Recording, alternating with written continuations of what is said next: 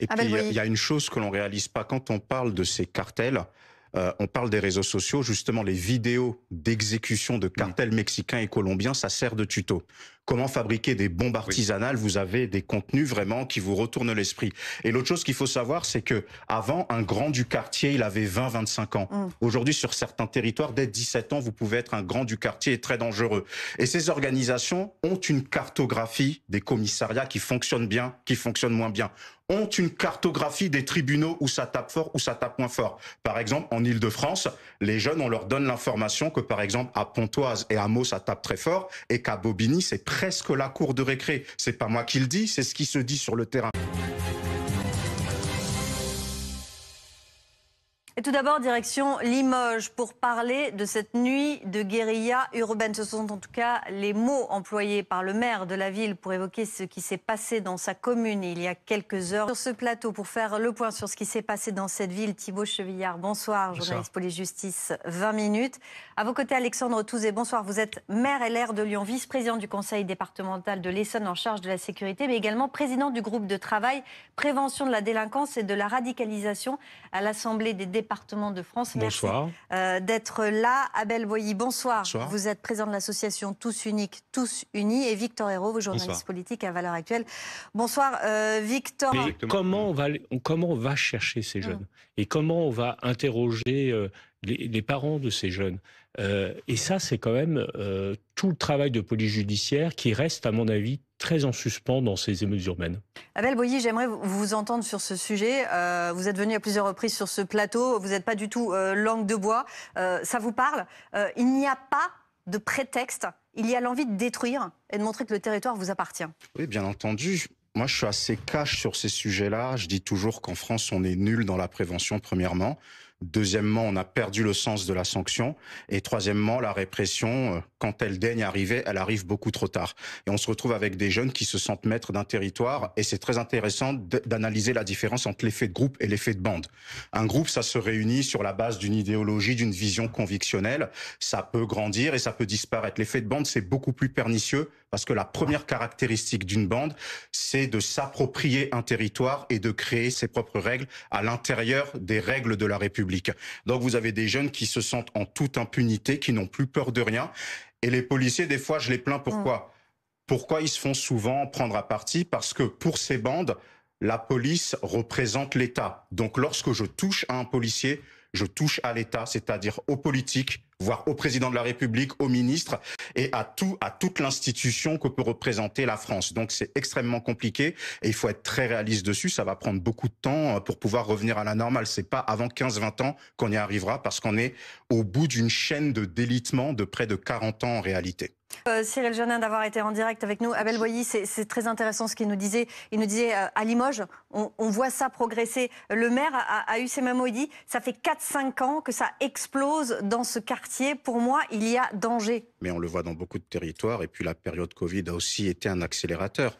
Et la chose qu'on a loupée, c'est le virage du numérique, où quand vous allez sur les réseaux sociaux, vous avez un monde à part, ou par exemple, quand vous avez des scènes de guérilla, comme il y a pu avoir à Limoges, ça peut être diffusé en direct sur des boucles Telegram, sur Snapchat, sur TikTok ou autre. De manière très concrète, on va dire, bon, on envoie la CRS 8, on met plus d'effectifs de policiers. Très bien, ça c'est la réponse. Mais à la source, qu'est-ce qu'il faut ? Non mais à la source, c'est la prévention. Prévention, ça veut dire en amont.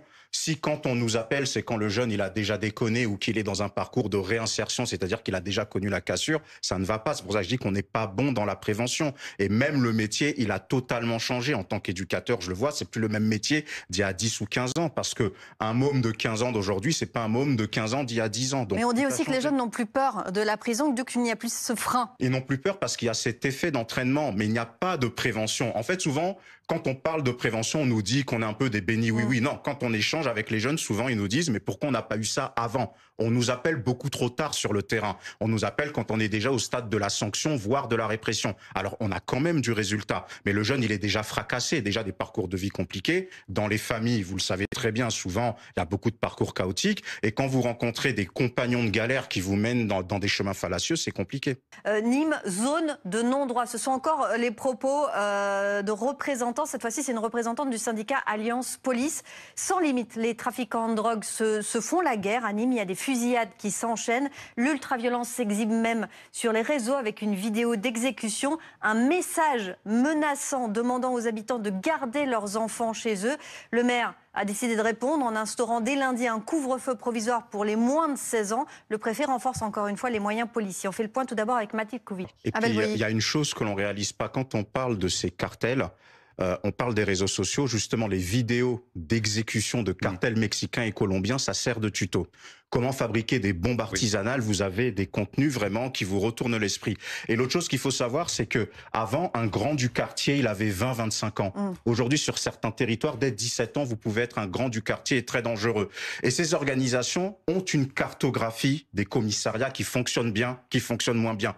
Ont une cartographie des tribunaux où ça tape fort, où ça tape moins fort. Par exemple, en Île-de-France, les jeunes, on leur donne l'information que, par exemple, à Pontoise et à Meaux, ça tape très fort, et qu'à Bobigny, c'est presque la cour de récré. C'est pas moi qui le dis, c'est ce qui se dit sur le terrain. Donc, ils sont extrêmement en avance, ils se passent les informations, et vous avez des mômes dès 12, 13, 14 ans qui imbibent cette information alors qu'ils ne sont pas prêts à gérer cela. Et il y a une impunité qui grandit, effectivement, sans oublier, bien entendu, certains de vos prédécesseurs, le clientélisme politique aussi, peu importe le parti, et la ghettoisation, le manque de mixité sociale. Donc on a un cocktail détonnant qui fait qu'aujourd'hui, moi je le dis, j'ai beau être éducateur, hein, quand je prends la génération 16-25 ans, par rapport à la part qui bascule dans la délinquance, qui est quand même minoritaire, faut toujours le rappeler, pour une grosse partie, c'est mort. Faut le dire clairement, c'est mort.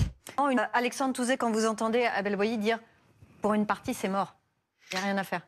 Alors, je pense qu'il faut effectivement accélérer. Je pense qu'on a eu du retard à l'allumage. C'est vrai que la question des mineurs est pour moi essentielle parce qu'on a vraiment une ubérisation de l'économie de la drogue. C'est des grands patrons ultralibéraux, en fait, hein, les trafiquants. Ils délèguent le risque énormément à des plus jeunes parce qu'il y a aussi l'irresponsabilité pénale et ils ont bien compris, les leaders du trafic qui avaient les responsabilités pénales.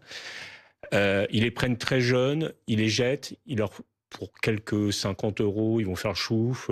Enfin, vraiment, il y a une ubérisation extrêmement terrible, un niveau d'inconscience de ces jeunes qui est extrêmement fort. Je pense qu'ils se laissent... D'inconscience ou d'indifférence? Non, par mimétisme. Parce que les grands frères le font, parce que tout le monde le fait. Ils sont influencés, oui, c'est-à-dire ils sont extrêmement influençables. Il y a une culture de quartier qui est extrêmement forte, il y a l'argent facile qui est extrêmement fort.